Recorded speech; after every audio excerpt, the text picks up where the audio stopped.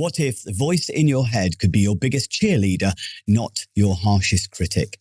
Kathryn Lovewell helps children, carers and teachers turn self-doubt into self-kindness. So if you're feeling stretched, stressed, or like you're never quite enough, this episode is for you.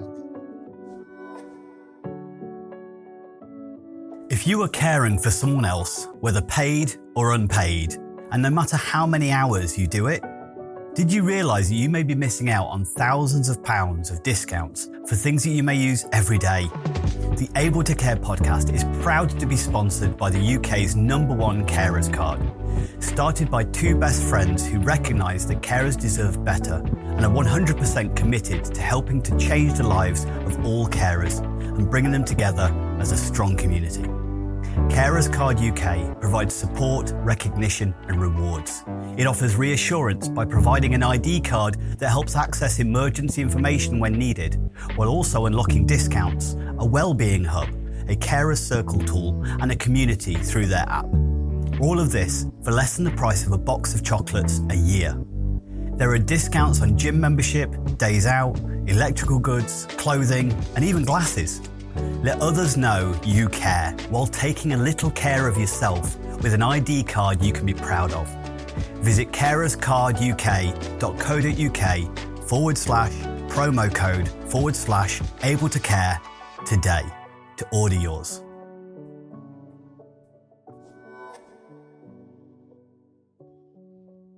Hello and welcome to the Able to Care podcast. I'm your host, Andy Baker, and today we're diving into something that affects all of us, but rarely gets enough airtime: how we speak to ourselves when no one else is listening. My guest, Kathryn Lovewell, the founder of Kind Mind Academy, international speaker, best-selling author, and one of the leading voices on mindful self-compassion. With a background in drama and education, Kathryn has worked in schools, prisons, and group homes, supporting both adults and children to build emotional resilience, compassionate communication, and inner peace, especially in the most challenging environments. She's the author of the Little Book of Self-Compassion, The Voices in My Head, and Every Teacher Matters, and the creator of The Boost Away, a groundbreaking movement helping families and educators raise emotionally confident children. If you've ever felt overwhelmed, overcritical, or just emotionally burnt out, this conversation might be the reset you didn't know you needed. So, Kathryn, thank you so much for coming and joining me today. Thank you so much for having me, Andy. It's a pleasure to be here, really is.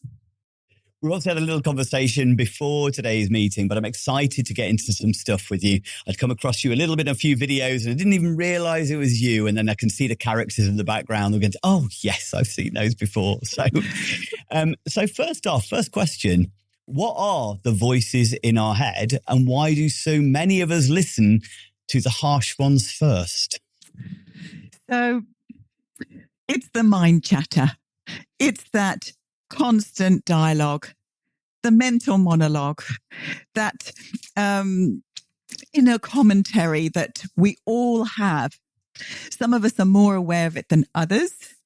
And it can take over and become habitual so that it drives our behavior. It can be supportive, but usually it's not. And this is because we have a negativity bias. So neuroscience tells us that we are sadly hardwired to look for threat. So our brain's always looking for problems, and we will seek those out first. And because of that, we're more likely to say negative things and looking for threat, even in the smallest of things like, oh, it's wet today and I might slip, and anything like that. But it's chronic and it's constant. I've heard that principle that, well, I teach about it a lot as well, as far as the brain is wired for survival, not for happiness. And you have to work extra hard to find the positives. I've called my inner voice Mr. Negative before and things like that. That's, yes. You know, it's the negative self-talk, the one that says, oh, don't do that. That might be a problem and all those kind of things, and points out, just said to keep you safe, isn't it? But sometimes it goes wrong. Absolutely. And this is something that's very difficult to embrace if you've had a really vicious inner critic like I did, growing up with that really mean voice, introduced to the idea that perhaps this voice is trying to keep me safe. I was like, what are you talking about? It's so rude and mean. But actually underneath that, if we look closely, if we learn to befriend this voice, we'll see, actually, even though it's very clumsy around its delivery, it actually cares for you. It's quite a mind stretch when you're used to the mean, the rude tone and the unkindness, but it's really, really powerful when you learn to befriend. We mentioned your book of The Voices in My Head, and I know that was, and you've just touched on it very briefly there. It's an incredibly personal thing for yourself. What led you to write it, and how did your own inner critic show up, maybe? So I was invited by many teachers. I was over in Australia teaching an introduction to mindful self-compassion. And many of the Australian teachers were primary teachers, and they asked me, what resources do you have to help our children that we teach? And I said, this is pre-COVID. And I said, I can't really find any yet. There doesn't seem to be very much specifically talking about the inner critic, self-talk, when it comes to young children. They said, well, when you come back, will you write something for us? So The Voices in My Head was actually born out of that desperate need to translate it into child-friendly language. And it's very personal to me because I did grow up with a very harsh inner critic. If I coloured outside the lines, I would, even if I was at home, it wasn't a school thing, I would get upset with myself about it. I knew it was wrong. I knew it was a mistake. And there was not much tolerance for mistakes. And through lots of different cultural influences around me, school, church, different family members, that built on my need to be perfect, to get it right, to not be wrong. And it generated, whilst I was very bubbly and happy on the outside, internally, I was really quite scared about mistakes, failure, getting it wrong, and wanting to please by being perfect. I get that. One of the things I've kind of explained or told other people or expressed myself is that sometimes if one of my best friends ever spoke to me in the way that my brain sometimes speak to me, I don't think we'd be friends. But why is self-compassion? Why is it so much harder to talk to yourself in a positive way than to practice the compassion for others? Because my brain speaks to me in ways that I would never speak to anybody else in that way. It's so true. And learning to make friends with ourselves is the key to everything that I teach. We have so many influences in our life. And we now have the added pressures of social media. We are surrounded by messaging that says you need to be extraordinary. You need to be perfect. You need to look gorgeous to be acceptable. And there's layers and layers and layers of that. And that is happening around the world. This is an international issue. I was speaking to an amazing teacher over in China. There is huge pressure.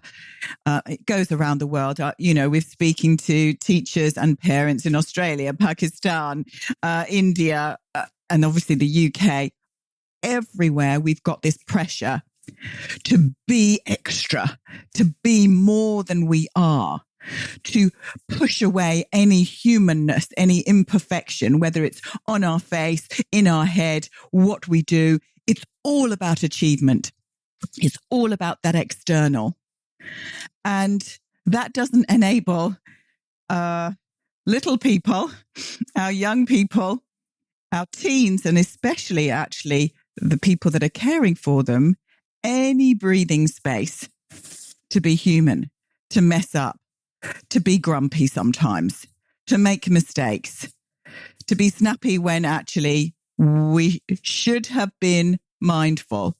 Actually, we are all fully human, and there's Very little space for us to be fully human in our society. If we want to be successful, if we want to be projected as someone that has got it all together, I mean, it goes on and on, Andy. It's really difficult to separate our true selves and the noise that's out there. And of course, we have this comparison mind.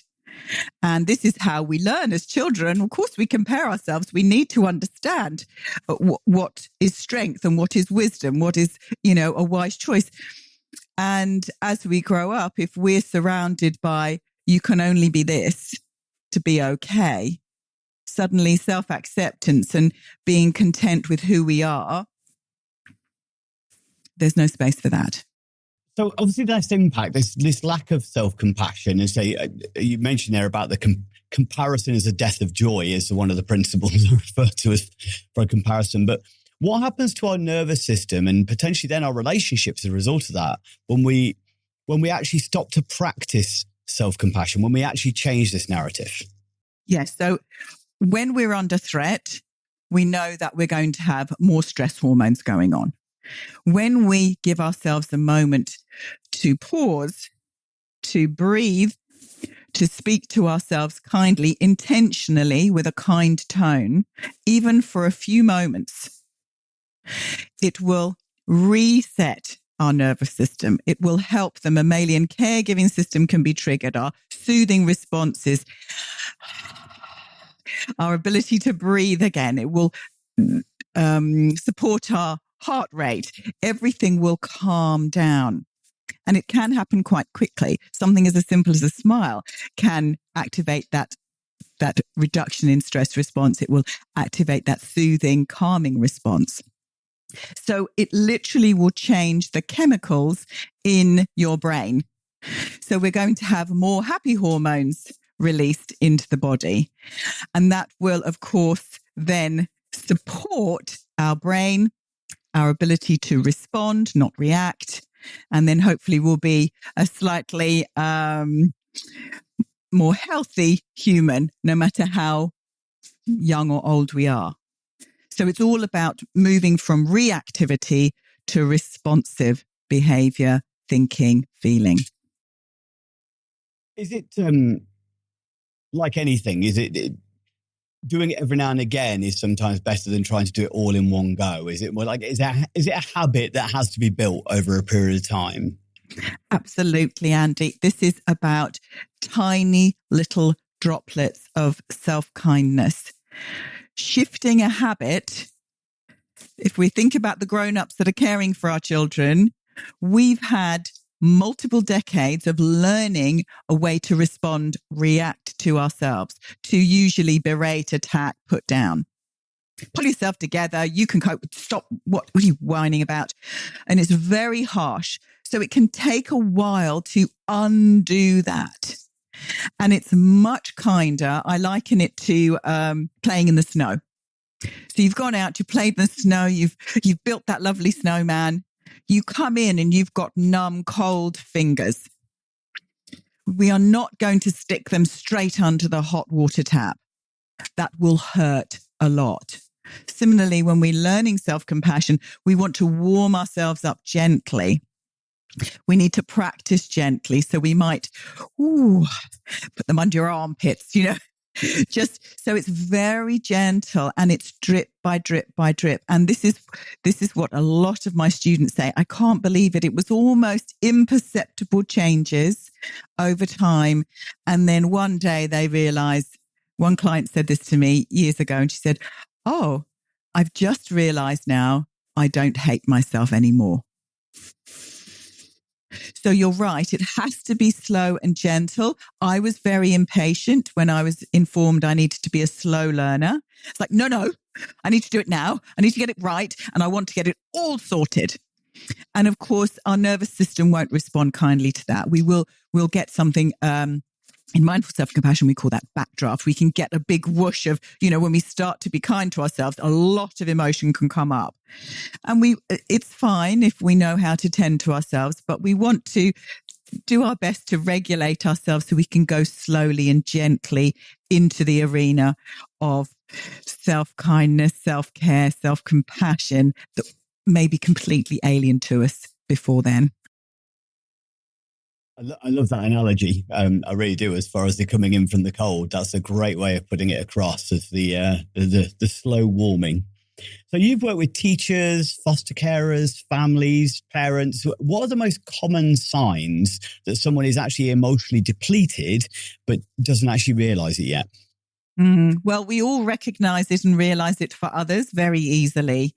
They are going to have a short fuse. They're more likely to be snappy. Usually exhaustion will be showing up. There'll be signs of exhaustion, even if they're putting on a very good veneer. There may be extreme busyness, pushing through, language like, I'm fine. So that rushing, that demonstrates potential overwhelm, usually that sense of anxious behavior. And of course, the other end of that spectrum is there could be withdrawing, shutting down, closing, feeling numb to what's happening. So they're all signs that self-deprecation might happen quite openly or internally. Lots of apologizing. Oh, I'm so sorry. Oh, I'm so sorry. You know, all of that sort of unkind but almost invisible to them behavior. Does that make sense? There's a lot of signs that, you know, you could go into more detail around fatigue and things, but all those hints of burnout. I think as you said, it's strange, isn't it? Like I use a comparison sometimes of like losing and gaining weight, right? Sometimes you don't realize you're gaining weight until one day you're kind of looking down and not happy with yourself, or a clothes doesn't fit. It kind of sneaks up on you a little bit. And I suppose that's the same as burnout a little bit. But at the same time, as you beautifully said there, it takes time to kind of get better and stuff. And it's the same thing, but you can't see the small increments making a change. You're going, well, I've made this change, but I don't seem to be losing any weight. It's almost exactly the same, but it's somebody who hasn't seen you for a while can sometimes see you, sometimes too close to it, I suppose, to actually see those changes. Yes. And just with weight loss, my nemesis, consistency is the key. So it's not, I'll be kind to myself today because I've got a really stressful day. I must say nice things to myself today. All right. Can you hear the energy behind it? That's just not going to work. But a gentle hand on heart before you get out of bed in the morning saying, I've got you. You're okay. We can do this. Let's go gently. And then when we get to the bus stop or we've just got the kids out to school, we just sit in the car again. And then once again, well done. Okay. Deep breath. Next step. And it's just this really gentle, kind, supportive voice. This is our tender self-compassion. We do have a fear self-compassion, which we might get onto, but the tender in my opinion, needs to come first because we've been so harsh. We've had that stick on us for so long. So it is that gentle, repetitive, consistent reminders. You're okay just as you are. You've got this. One step. I've got you. And now what? You know, it's very different. It's friendly. We're learning to be friendly. That's as simple as you take nothing else from this. It's like, can I be friendly to myself? Yeah, absolutely. It's such a simple thing, but easier said than done, as you're kind of indicating. So now, one of the things, what do you say to parents or carers and stuff? I just don't have time for self-care. What's your response to that? Oh, Andy, so many years of teaching wellbeing in schools, teaching senior leaders, and obviously speaking to so many parents. This is the biggest resistance we have. Don't talk to me about water, drinking water, and I've got marking to do, or, you know, whatever it is. There's huge resistance, and we need to break this down. Ultimately, I would always say to the human in front of me, how do you want to show up? who do you want to be in your classroom? Do you want to be that erratic, snappy, impatient? So we look at those, the duality of our life. Do you want to be patient or impatient? Do you want to be strong or weak? Do you want to be kind or mean? Now that sounds a bit extreme, but actually the energy that we emit as grown-ups, supporting no matter what age, I taught, those beautiful teenagers, delicious.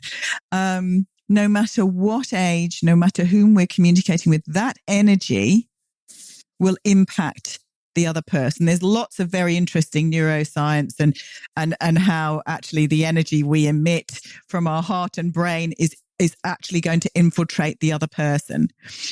If you think about that times, you've got 30 children in your class, you've got a, beautiful family or extended family, you need to look at how you are showing up.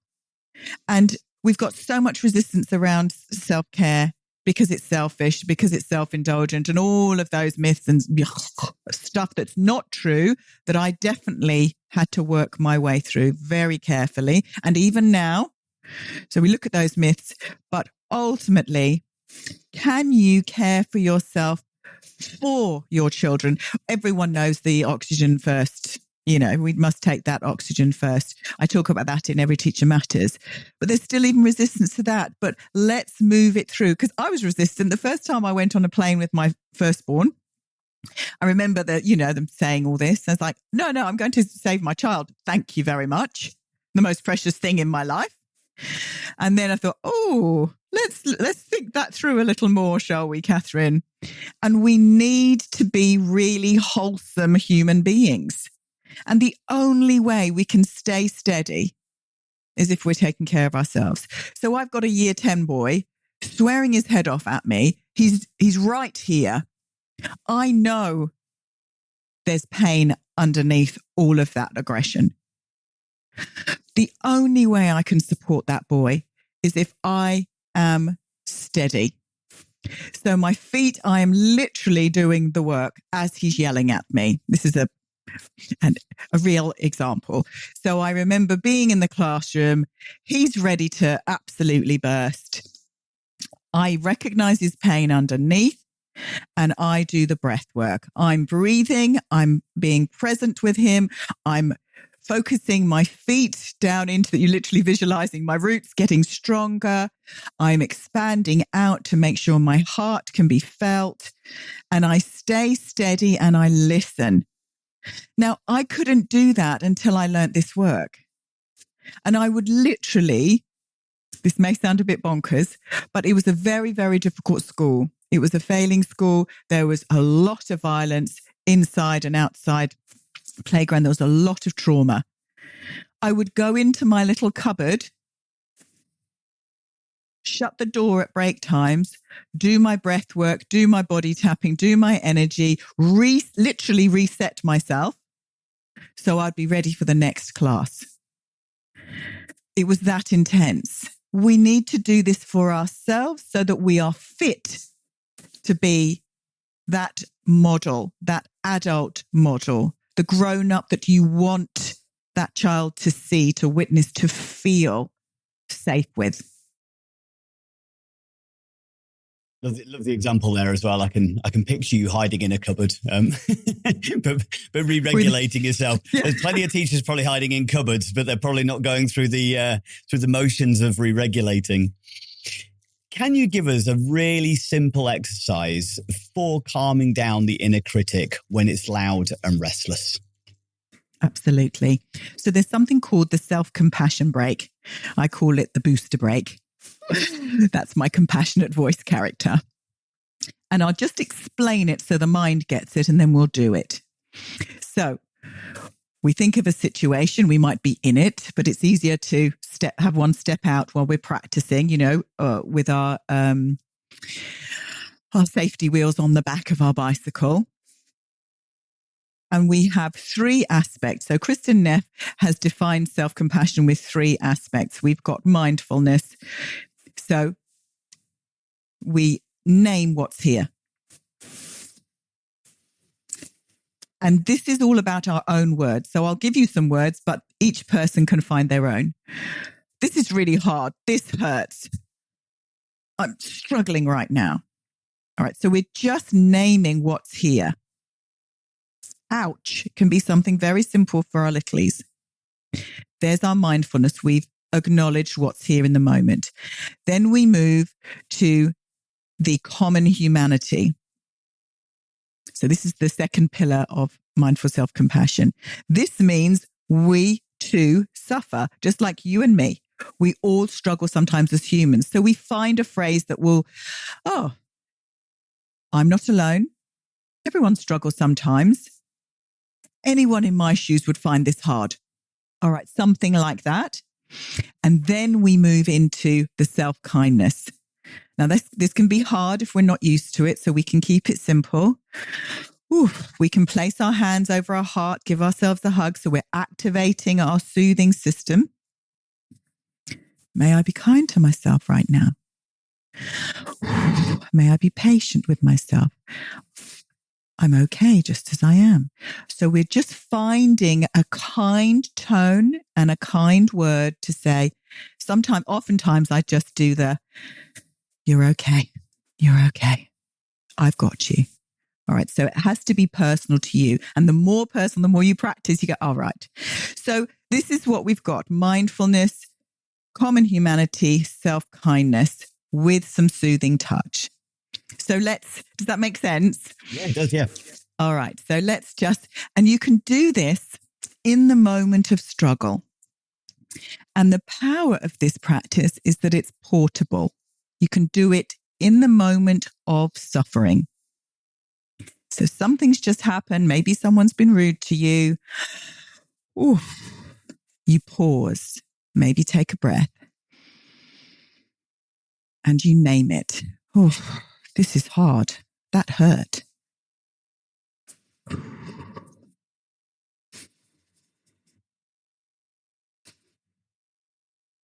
Recognize that you're fully human in this. Everyone struggles sometimes. I'm not alone in this. Others would find this hard too.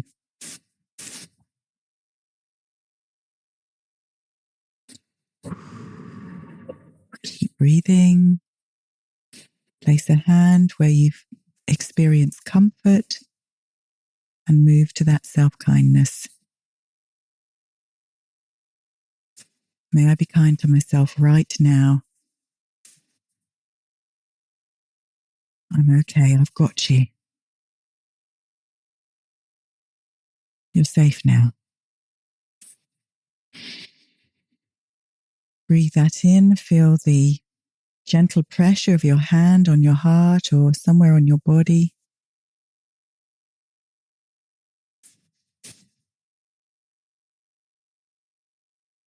And then you can release when you're ready.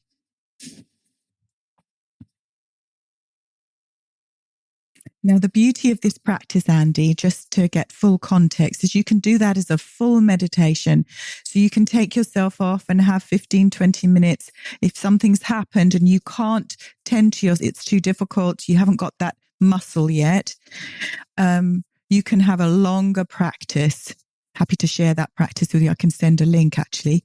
And this is why it's so powerful, I think, is in that split second. Well, this is anyone would find this hard right now and would also be really furious. May I be kind to myself? May I be kind? You've got this. It's okay. So you can literally say it in the moment, just like that, but it redirects the brain.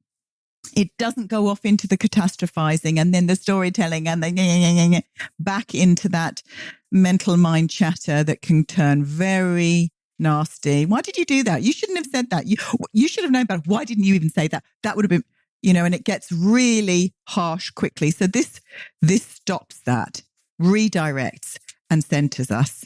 It's a beautiful, simple practice. Have you ever encountered an adult or child's behaviour that has felt difficult, overwhelming, or challenging? Have you sometimes felt at a loss of what to do, or know that you didn't handle it quite right? People are complex and unpredictable, and their behaviour can be like the weather. We've all made the mistake of looking out the window and feeling safe to wear shorts, but 5 minutes later wishing for an umbrella. What if, like a weatherman, you understood how humidity, temperature and pressure all come together to cause the weather, allowing you to better prepare, predict and respond, and prevent ever having a picnic ruined by a thunderstorm ever again? My book, called Targeting the Positive with Behaviours that Challenge, helps you to become the weatherman of behaviour. It provides you with a toolkit to increase competency, confidence, resilience and empathy, so you feel more assured about how to respond to distressed or dysregulated behaviours in others, including those affected by trauma, mental health, neurodiversity, learning disabilities or dementia. Build better connections, achieve de-escalation and improve outcomes for yourself and those you engage with my celebrated 6-stage target model, a step-by-step process to reduce distress for everyone. Discover my empowering, person-centered guide in Targeting the Positive, written by me, Andy Baker, available from online bookstores worldwide. Find a link in the description and order today. So let's move on to one of your other, or probably your latest book, I believe it is, The Booster Way. So tell us about The Booster Way and what makes this approach different and why does it work so well for children and families? Well, The Booster Way is a whole philosophy and program. It's a child-friendly, easy to access, science-backed program. And what we're doing is we're helping children and the grown-ups that care for them to respond to themselves kindly, not meanly when things are difficult, when they're meeting those everyday ups and downs, those struggles in life. So it's different because we are working with the child and the grown-up in parallel. It's not, we need to fix that child because that child's behaving terribly badly or seems to be terribly anxious. All right. It's not that. It's a fully inclusive way to demonstrate our humanity, our humanness. Oh, we have that me too. Teacher struggles sometimes. Teacher's tired. Teacher needs a bit more space. Mum is exhausted. Or mum's just, the washing machine's just blown up. Whatever it is. Dad's super ratty because he's just pranged the car. So all of these everyday stuff. The Booster Way helps teach the child and the grown-up that's hopefully going to model this with them. They're learning in parallel that they can respond to themselves as if they were their best friend.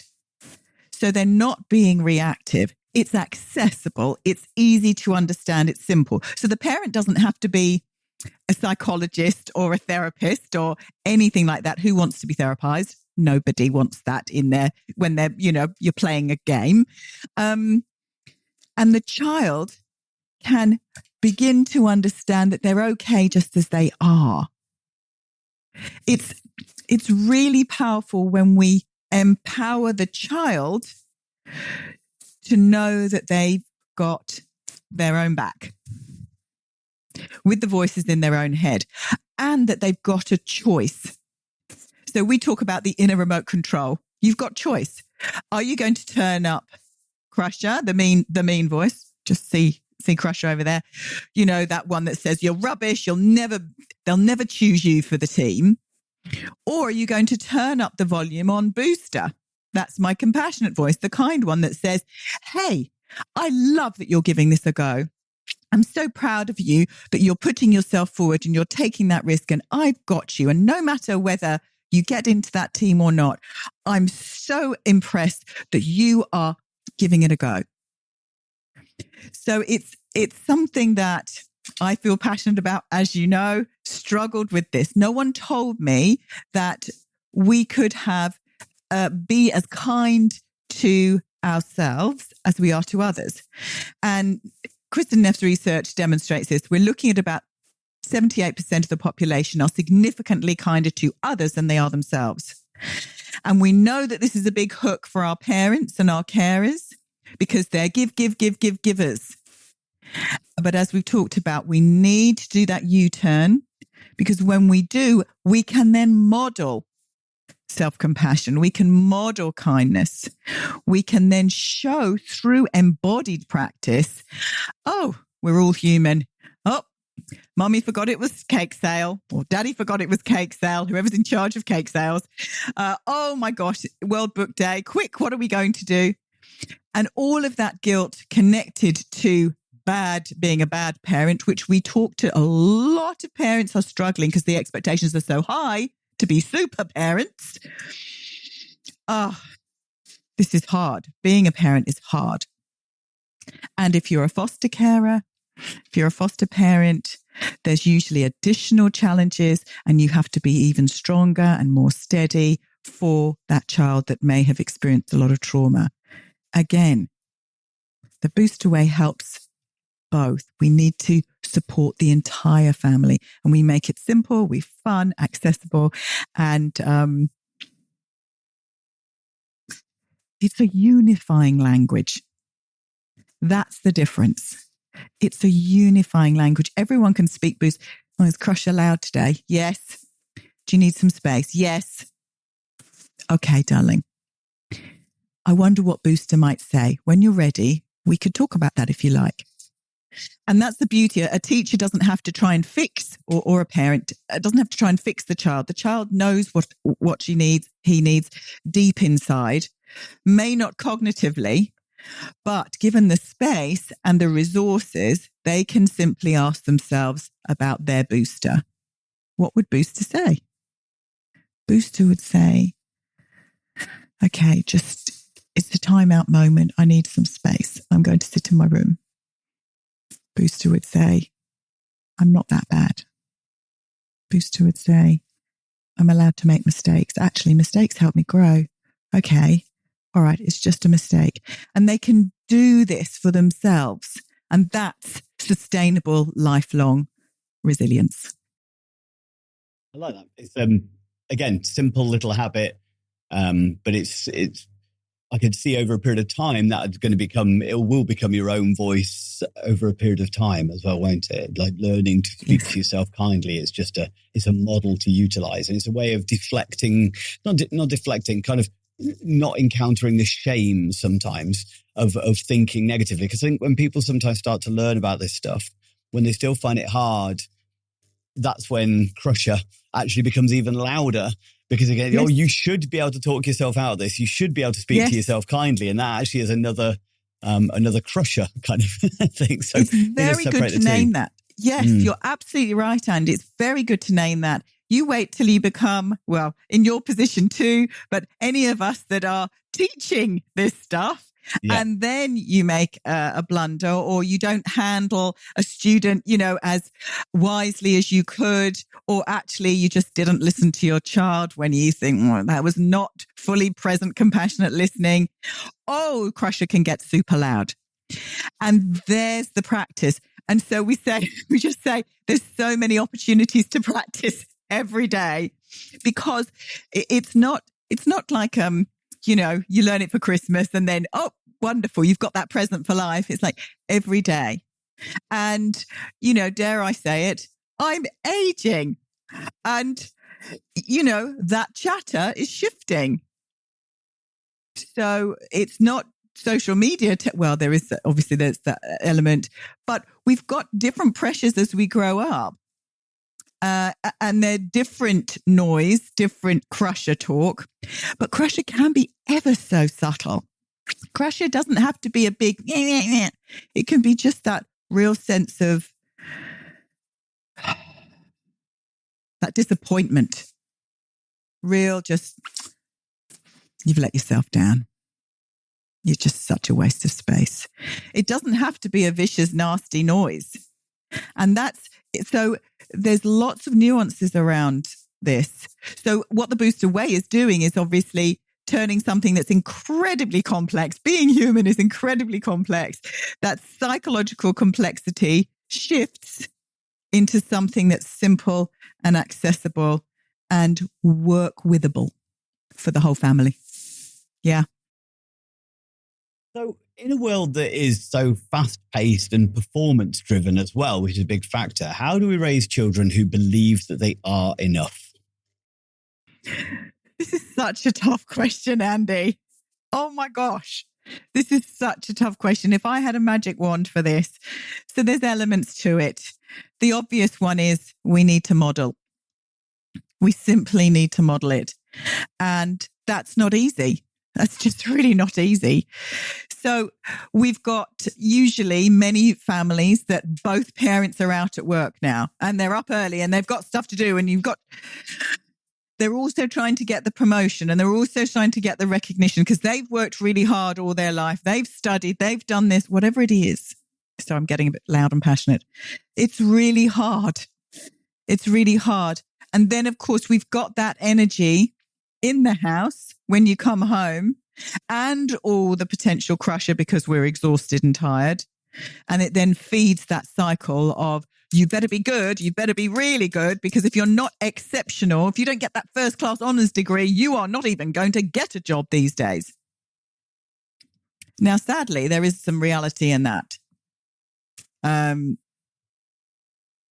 So how do we balance it?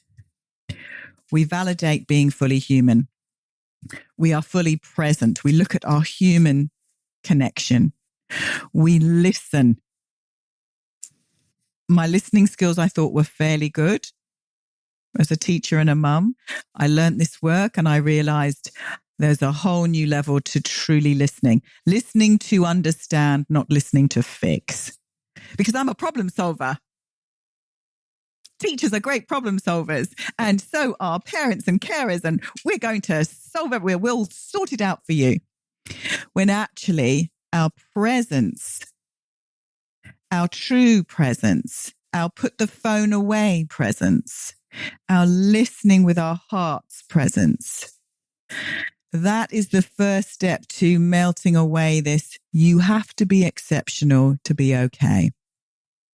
Actually, I wonder, can I love myself enough and demonstrate that I'm okay just as I am, no matter where I am in the career ladder or whatever I'm doing, to demonstrate to my children that they too can be okay, that their external achievement does not demonstrate their intrinsic worth. And we're in a culture that challenges that every day. It's hard, Andy. So plenty of love, presence, kindness, compassion, compassionate responding, and tons of me too. Oh, I struggle with that too. I know I wanted to be first. I wanted to get that prize at work. I wanted to get chosen for the new marketing team. I can feel your pain that you didn't get chosen for the school play. That really sucks. I'm sorry.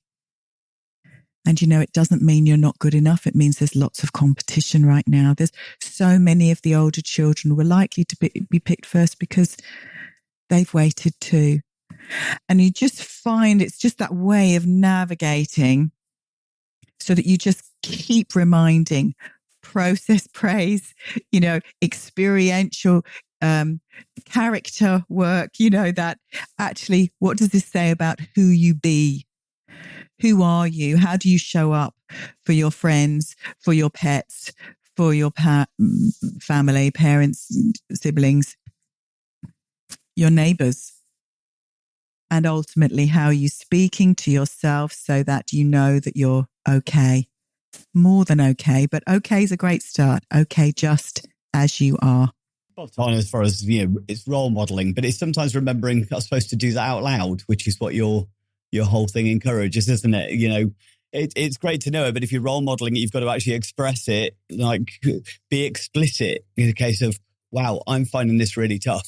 And actually kind of being open about those feelings and processing it to role model it. So, because it's sometimes we forget, people can't see into our head that we're going, oh, they're struggling, we're doing this, yay.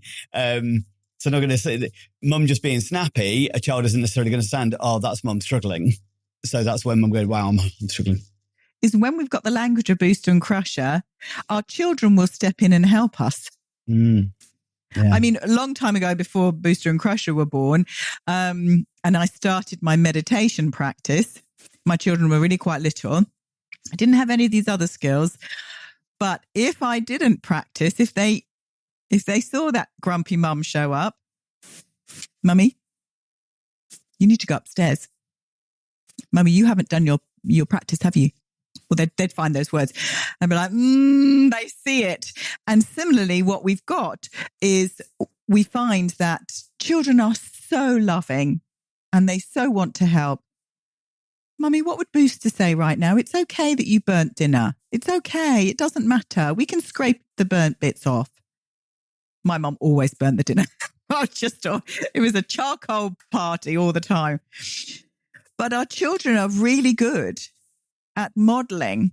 You know, I remember when my children were little, all the recycling things started to come in. I'm showing my age. But, you know, it was like, oh, it's a big thing that we have to recycle. That's plastic and that's paper and that. And it was actually the children coming home saying, we need a different box for each of those, Mummy. They brought it into the house. So what's powerful is because they can access it, they can support us. Oh, Daddy, if you had a difficult day, you look really sad. Shall we have a booster hug? Do you need some booster breath? They will know and they will. And if maybe we just need to have some fun. Should we get boost or crush out? It's a fun card game we've got. And then we can have these simple conversations. Oh, yes.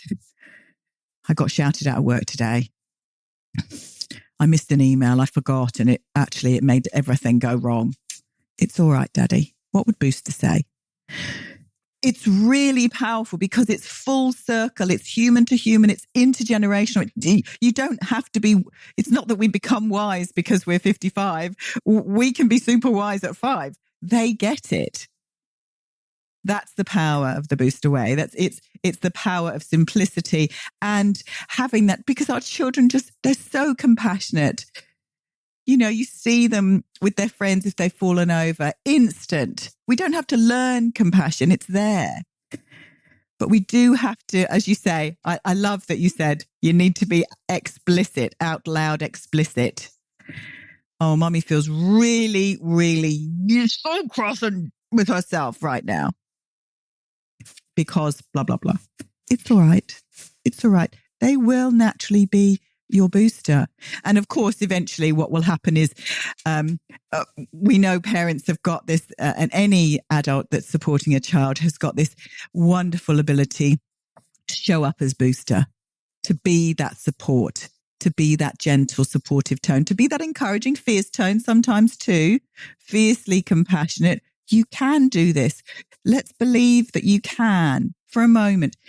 And when the adult continues to model that, their external voice will be internalized by the child. So it flows in all directions, Andy. Right. Spot on. Has there been, you've given a few examples already, but obviously this is something you're so passionate about. But can you think of a specific example, or as a mother or as a teacher, where your self-compassion work truly changed how you responded? There's quite a few. I think the one where, if I continue on with the listening, and I won't say which son, but one of my sons had been in a long-term relationship, the first proper 3 years worth in an important years, late teens, really. And then the relationship broke up. Well, he got dumped. And it was 2 days before his A-levels started. I mean, the timing was unbelievably bad. But because of my practice,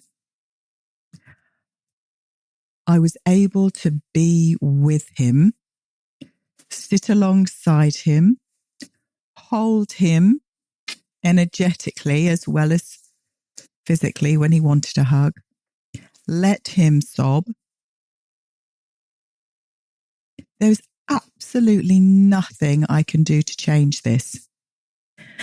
And in the past, I would have gone in with plenty more fish in the sea, darling. Don't you worry. She wasn't good enough for you anyway. All of that. I let him feel his pain. And that's hard because we don't want to do that. We don't want to experience the discomfort of someone else suffering. We want to make it better. That's why so many people interrupt you when you say, actually, you're struggling. Oh, it's going to be all right. You'll be fine. You're a strong person. No. So I was really able, and I remember it vividly. I remember exactly where we were and sitting on his bed and just letting him feel the heartbreak. And it was hard. And it was hard. And at the same time, and this is really powerful, I was quietly holding a little piece of my own heart, because what hurts us parents more than anything, seeing our children suffer. It just rips us apart. And this is where, when your children are unwell or they're struggling at school or there's a big trauma, this is where it's even more important that the grown-up, the adult, the carer takes care of themselves. We have to stay steady. And it's really hard when we're witnessing deep suffering, whether it's physical, mental, emotional, social. You know, there's so many layers to their potential suffering. They've not been invited to the party. It may be something seemingly small, but that could be the end of the world for that child. Or like one of my sons' chronic illness when they were little, really just so much physical pain and suffering. And again, I wish I'd had it when they were this young, because I could have said, hey, this is hard for you too. And by the time I had learned and practiced this, so I'm giving more than one example, but another really profound one was when my friend got leukemia very suddenly. Just she was super fit one day and then she's like, I'm at the Marsden. It's like, what? And again, walking into the hospital to go and visit her, I am tending to my heart first. This is going to be hard. I did the self-compassion break and I breathed my way through that visit. I didn't pretend or, shiny veneer. Let's be positive. I held her hand. We were there together. And I included myself in that suffering. I know it sounds a bit strange. It's a big stretch when you're not used to this type of language, but it meant that I could be fully present with her. Now, I'm happy to say she's very well. She's doing really well. That's wonderful. But it meant that I could be present in a way that before I'd have been like, pull yourself together, smile, don't cry don't cry. It's very, very different. And from an energetic perspective, it's very powerful and influential. It sounds like it's really changed your approaches, and that hindsight's a wonderful thing going back in time. But what would you say to your younger self, the version of you before you discovered mindful self-compassion? I would scoop her up in my arms, give her a love squeeze of reassurance. I would remind her what a bright light she is in the world, that she is loved and cherished.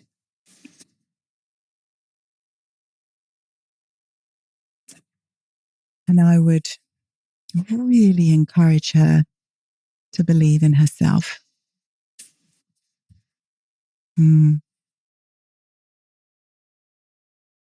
Hindsight, you can do that now, and that's the important thing. Yeah.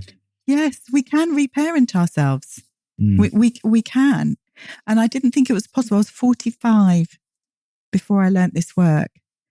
And I am the poster girl, I say. Now, I can't show you inside my before and after photo in my head, in my heart.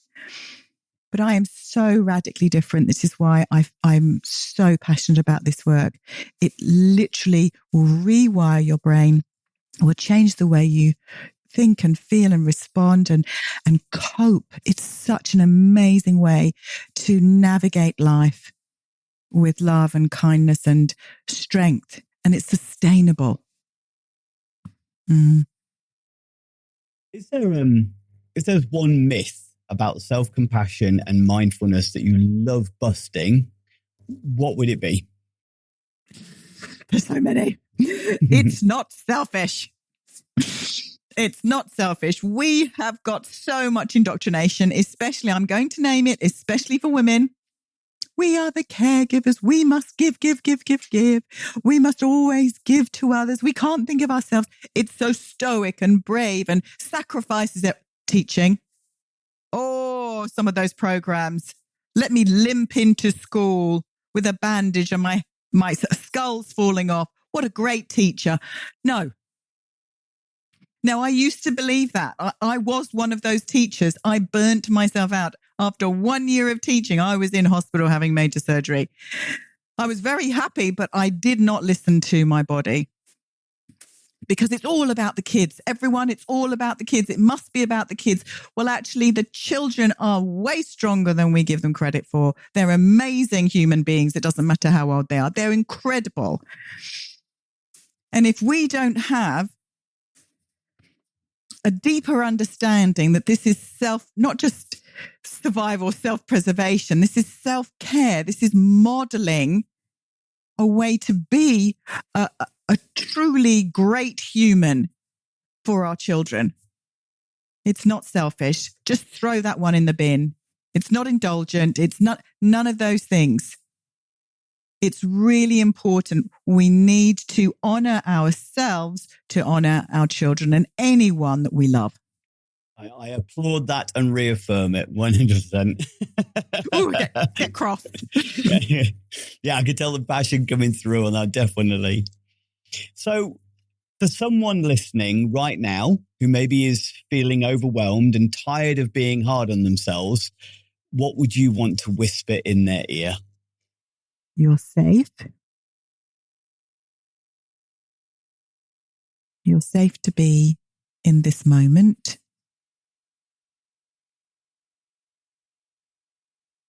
You have permission to ask for help. You're not alone. Thank you, Kathryn. So, Kathryn, it's been lovely chatting to you and joining you on the story about how you created the characters that we can see behind you. So where can people find more about your books, or where they can find about the Booster and Crusher? Where's the best place to look for you? Very simply, theboosterway.com. You can find everything you need there, all the resources. There's a wonderful family training program, and there's a beautiful new community that we've just created where you can, connect with other people, because connection is everything. Yeah, theboosterway.com. Very simple. And of course, you can find me, Kathryn Lovewell, on LinkedIn if you want to have a more in-depth conversation about something, maybe your school organisation. We'll make sure there is links in the show notes and the description so that people can search you out and find you. And if they'd like more information, definitely be in touch. But I think the conversation was very, very meaningful. And I hope there's many people out there who maybe find a few of the things that you mentioned really, really beneficial, just to change the way they talk to themselves. I hope so. Nobody needs to suffer. It's a tough enough world out there already. They don't need to have that, what we call the second arrow. We don't need the additional suffering that we cause ourselves. So, I really do hope it's been a contribution. Thank you so much for having me. And for those of you out there, if there's anything that you've heard in today's episode that you found useful, interesting, please do reach out to Kathryn to find out more, or comment and share it with somebody who maybe you've noticed those signs that they're not always kind enough to themselves, and you think maybe they could do with a new kind word in their ear that's of their own. Thanks.